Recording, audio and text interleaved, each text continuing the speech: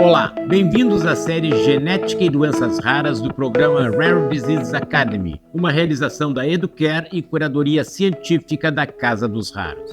Esta é uma série educacional e informativa sobre doenças raras, desenvolvida para todos os atores do ecossistema de saúde e interessados no tema. O conteúdo é distribuído gratuitamente e você pode acessá-lo na plataforma eduprimebrasil.com.br. Eu sou Roberto Giuliani, médico geneticista, cofundador e diretor da Casa dos Raros, Rede de Doenças Raras da DASA Genômica e professor titular do Programa de Pós-Graduação em Genética e Biologia Molecular da Universidade Federal do Rio Grande do Sul, a URGS. A Casa dos Raros é um centro dedicado à pesquisa e assistência a pacientes com doenças raras, que desempenha um papel crucial no acolhimento e cuidado dessas pessoas, bem como na disseminação do conhecimento sobre condições que são pouco conhecidas. Essa missão encontra sinergia com a série Genética e Doenças Raras, realizada pela Educare, que busca ampliar a compreensão e conscientização sobre esses temas por meio de conteúdos educativos e informativos. Juntas, essas iniciativas reforçam a importância da ciência, da educação e do suporte humanizado para melhorar a qualidade de vida dos pacientes e fomentar avanço no campo das doenças raras e da genética. Para este episódio, com o tema Hiperoxalúria Primária Tipo 1, PH1, apoiado pela Alnylam, convidamos a professora doutora Ita Pfefferman-Heilberg, médica nefrologista, professora titular da disciplina de Nefrologia da Universidade Federal de São Paulo, a Unifesp, e coordenadora do ambulatório de litíase renal e tubulopatias hereditárias e do ambulatório de rins policísticos da disciplina de Nefrologia da Unifesp, Escola Paulista de Medicina. Seja bem-vinda, doutora Ita. Obrigada, Roberto. Eu agradeço o convite e a oportunidade da gente falar sobre um tema tão importante dentro das doenças raras pelo acometimento que tem nos rins. Obrigada. Então vamos começar perguntando o que é hiperoxalúria primária tipo 1, ou a PH1. Então, a hiperoxalúria primária ela é uma doença genética rara, de origem hereditária, passa de geração para geração, e ela é causada por uma mutação numa enzima do fígado, que faz com que se eleve a produção de uma substância derivada do metabolismo, denominada de oxalato. Esse excesso de oxalato no sangue, ele é filtrado pelos rins, e aí, na urina, ele vai se ligar com o cálcio, formando cálculos renais. Então não é porque a gente não consegue metabolizar o oxalato da dieta, sim porque a gente produz mais oxalato do que deveria? Porque, na verdade, a quantidade de oxalato, a gente tem alguma que é produzida independente da dieta, É uma síntese endógena, parte dela vem até pelo metabolismo da vitamina C, só que quando a gente tem esse defeito no metabolismo do fígado, ele não consegue decompor o oxalato e aí ele vai se acumulando. E quais são os primeiros sinais ou sintomas da doença? Isso é uma coisa muito importante, porque é uma doença muito heterogênea. Ela pode começar na infância até na idade adulta, e os sinais e sintomas vão, como eu disse, variando de acordo com a idade. As crianças podem apresentar cálculos renais, sem queixa de dor abdominal ou cólica renal, porque as crianças às vezes não têm cólica renal, elas têm uma dor abdominal generalizada. Às vezes ela se manifesta como uma deposição de cálcio nos rins, que a gente chama de nefrocalcinose. Pode se apresentar também com um atraso no crescimento, são crianças que não estão ganhando peso, estão apresentando infecção urinária de repetição, ou às vezes descobrem uma diminuição da função renal porque vão fazer um exame bioquímico e denotam que a função renal está diminuída. No caso dos adultos, eles podem apresentar todos esses sintomas que eu mencionei, que podem acontecer na criança e até no bebê, só que no adulto, como é mais tarde, às vezes existe um maior tempo para ver uma repetição desses cálculos renais. E muitas vezes existem episódios de obstrução urinária aguda porque esses cálculos acabam entupindo a via urinária. Se o diagnóstico for feito mais tardiamente, o adulto pode apresentar uma perda da função renal que é irreversível. E é mais comum a doença se manifestar nas crianças ou mais comum que ela comece na vida adulta? Normalmente, como ela é uma doença recessiva, então é muito comum que ela comece na idade da criança mesmo, E como os sintomas são muito variados, então muitas vezes a criança vai ter um ou mais desses sintomas que eu estou mostrando, né? Que eu estou comentando com você, né? E na idade adulta, às vezes, a gente pega ela muito mais tarde, quando já perdeu função. Mas nas crianças isso pode acontecer também. E como é feito o diagnóstico da hiperoxalúria primária tipo 1? Diagnóstico com base nessa história de dor abdominal, de cálculos renais. Aliás, o cálculo renal, na verdade, na criança é uma coisa que chama bastante atenção, né? Porque criança não deveria ter tantos cálculos renais. Mas, às vezes, essa deposição de cálcio nos rins, que é chamada de nefrocalcinose, ela é um evento totalmente assintomático. Então, o que nos ajuda muito para fazer esse diagnóstico é a imagem, ou através de ultrassom ou de tomografia computadorizada. Mas, diante de uma imagem suspeita, né, de cálculo ou de nefrocalcinose, a gente deve dosar o oxalato na urina, que é possível fazer, ou no sangue, como eu vou comentar adiante. A história familiar, Roberto, é muito importante, porque como é uma doença de herança recessiva, os pais podem não manifestar os sintomas, mas os descendentes e os seus irmãos ou irmãs podem ter a mesma doença. No caso de pais consanguíneos, quando os pais são parentes, essa hipótese aumenta ainda mais de ser uma doença hereditária de herança recessiva. A confirmação mesmo do diagnóstico, ela só vai se dar quando for feito um teste genético que vai mostrar o gene afetado e o tipo de mutação que ocorreu nesse gene. É isso que eu ia lhe perguntar, se existem exames específicos para o diagnóstico da hiperoxalúria primária tipo 1. Justamente. Então, esses exames também, eles vão variar de acordo com o estágio da doença onde a gente pega a doença, né? Então, quando a função dos rins está razoavelmente boa, o aumento da dosagem do oxalato, que é o principal marcador, ele ocorre na urina. Então, a gente tem um aumento do oxalato na urina. Esse aumento de oxalato na urina, a gente também precisa descartar outras causas de oxalato aumentado na urina. E que causas são essas? Você até comentou da dieta. A dieta é um pouco difícil, per se, aumentar o oxalato na urina. São poucos os alimentos que têm um conteúdo de oxalato muito importante. Mas o uso de suplementos, por exemplo, a vitamina C, né? A vitamina C ela é convertida em oxalato no organismo. Pessoas que têm doenças inflamatórias intestinais, doenças de mal absorção, indivíduos que foram submetidos à cirurgia bariátrica. Então, se a gente tirar todas essas causas que a gente chama de secundárias de aumento de oxalato, e a gente tiver oxalato alto na urina, a gente vai pensar em hiperoxalúria primária do tipo 1.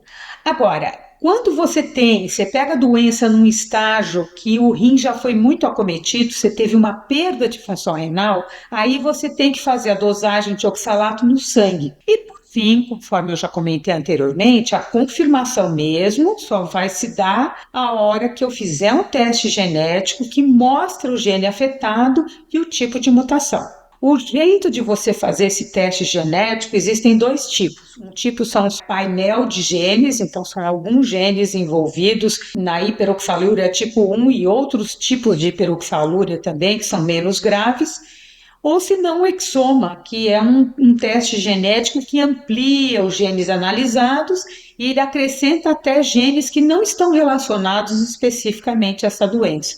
Mas das duas formas, o teste genético vai confirmar que existe a hiperoxalúria. Interessante. E quais as outras doenças renais aí que podem se confundir, então, com a hiperoxalúria primária tipo 1, que entram nesse diagnóstico diferencial? Então, ela tem uma característica que ela, na verdade, ela não é uma doença renal. Ela é uma doença rara, de origem metabólica, que se origina no fígado, porque existe uma mutação numa enzima que participa da metabolização desse oxalato. Só que o que acaba acontecendo é que ela compromete o rim, porque o excesso de oxalato, devido a esse defeito da enzima do fígado, vai se depositar nos rins e vai formar cristais inicialmente, que vão crescendo de tamanho até se tornar um cálculo renal ou a nefrocalcinose, que é a deposição de oxalato de cálcio exatamente no rim. Em estágios finais, ela pode comprometer outros órgãos também, como a gente vai comentar daqui a pouquinho. Ela pode se depositar tá? Nos olhos, na pele, nos ossos. Nesse ponto, ela difere bastante das outras doenças renais. E geralmente ela não tem assim, ele pode até ter as caras, quando ele perder função renal, pode ficar parecido com uma outra doença renal, que o paciente pode ficar inchado, ele pode ter uma urina com características diferentes, mas vai ser diferente de uma doença renal, no sentido que o paciente não perde proteína na urina, ele não fica com a urina escura. Então, nesse sentido, ela é diferente, sim.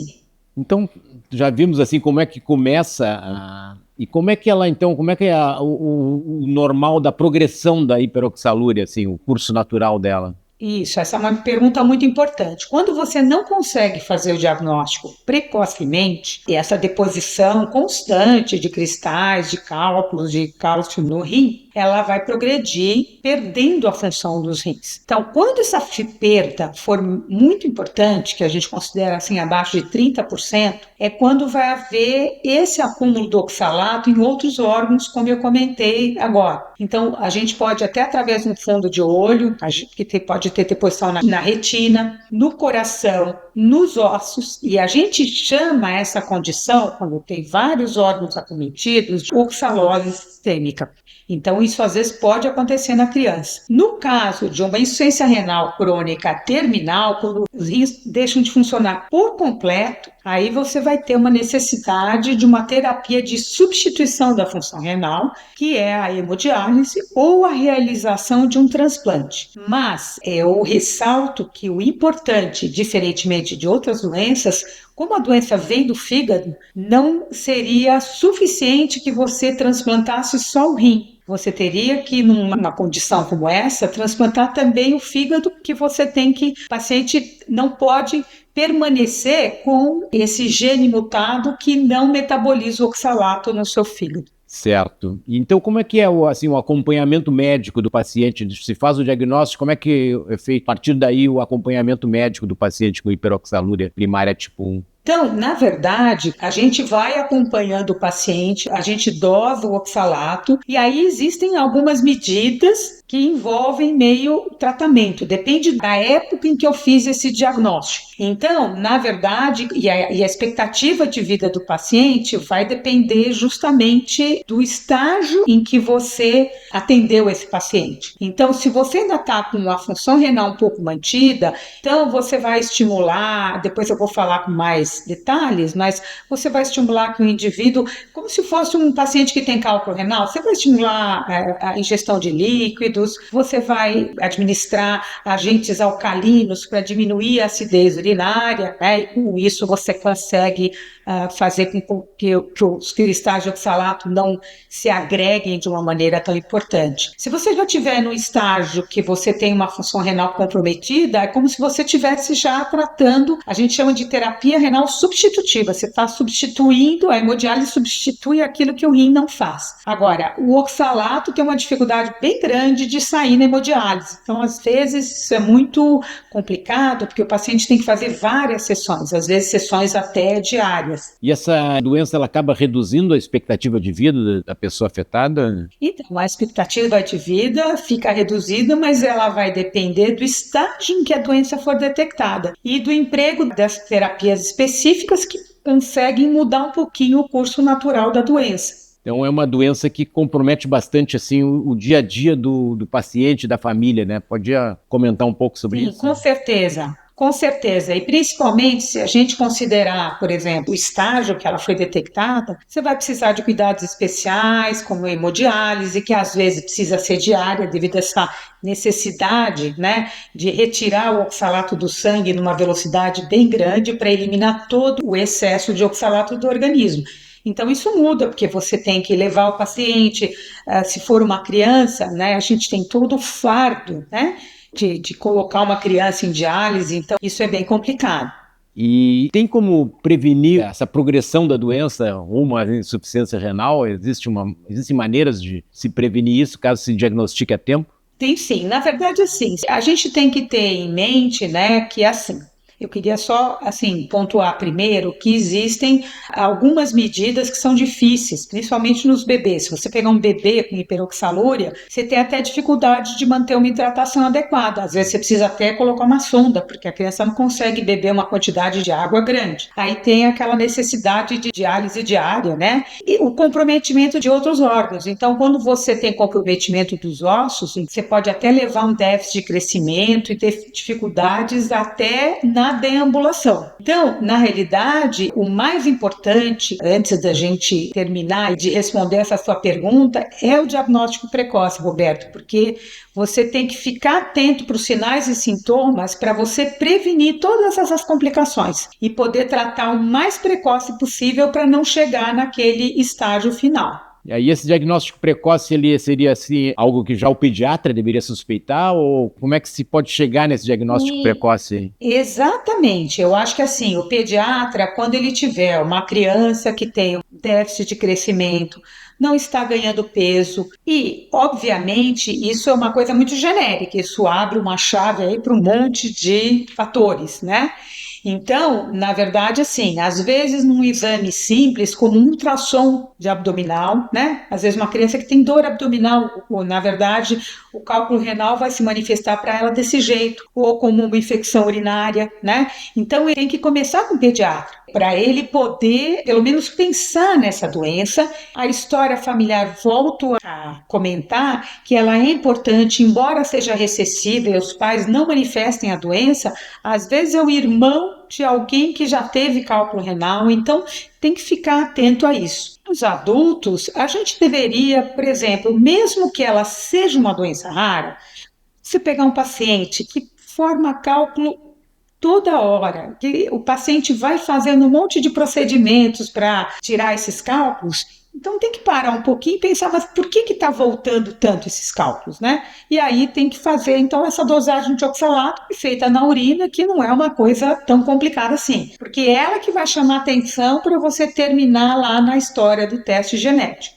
É bem importante isso, né? De se falar sobre essas doenças raras para que elas possam ser melhor conhecidas e se chegar mais cedo ao diagnóstico, né? Então nós falamos um pouco de tratamento, a senhora falou um pouco de transplante, falou também da questão da hemodiálise, mas existem terapias específicas para hiperoxalúria primária tipo 1? Então, essa é assim, a parte então mais incrível aí dessa nossa conversa, oportunidade de poder falar sobre isso. Então, assim, essa doença assim, deu um boom nos últimos tempos por duas razões. A primeira razão foi porque o teste genético aí há um tempo atrás, ele não era tão acessível, né?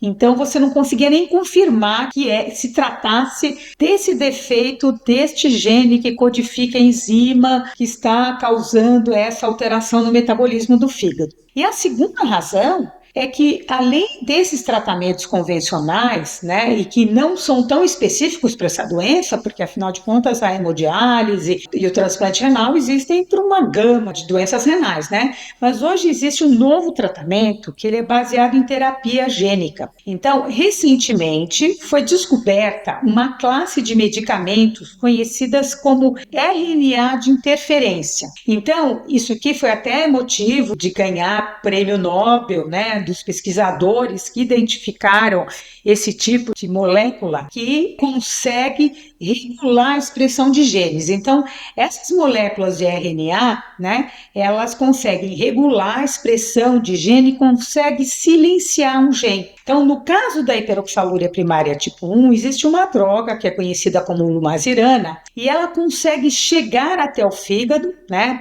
é uma injeção subcutânea, né, são injeções seriadas, e ela desliga um gene, então ela não consegue corrigir o gene que está errado, mas ela consegue desligar um gene que participa de uma etapa lá do metabolismo do oxalato e com isso resulta numa diminuição no acúmulo desse oxalato no sangue, consequentemente nos rins e até em outros órgãos. Então isso modifica completamente o tratamento dessa doença, a ponto de não evoluir para perda de função renal se você conseguir usar essa droga precocemente. Uma outra coisa importante, já que a gente está falando de doença rara, é o rastreamento que você faz da família. Então, às vezes você descobre um caso numa família, então você é capaz de ajudar outros irmãos, né, desse paciente que foi o paciente primeiro que você fez o diagnóstico e mudar a história natural, para você não deixar chegar naquele ponto onde a perda de função renal vai ser irreversível. Fascinante, né? A genética ajudando no diagnóstico, ajudando também no tratamento, né? E como as coisas estão evoluindo aí. Então, Exatamente. Queria agradecer aí as suas brilhantes explicações sobre hiperoxalúria primária tipo 1. Não sei se quer fazer algum comentário final antes da gente encerrar.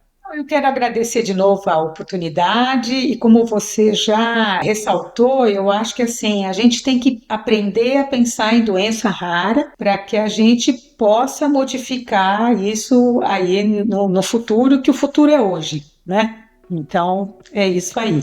Eu agradeço novamente o convite e a minha participação. Eu queria agradecer a doutora Ita Pfeffermann Heilberg, professora titular da disciplina de nefrologia da Unifesp, e agradecer a audiência e convidar vocês a assistir os demais episódios da série Genética e Doenças Raras no eduprimebrasil.com.br, a plataforma de streaming da Educare. Até o próximo episódio.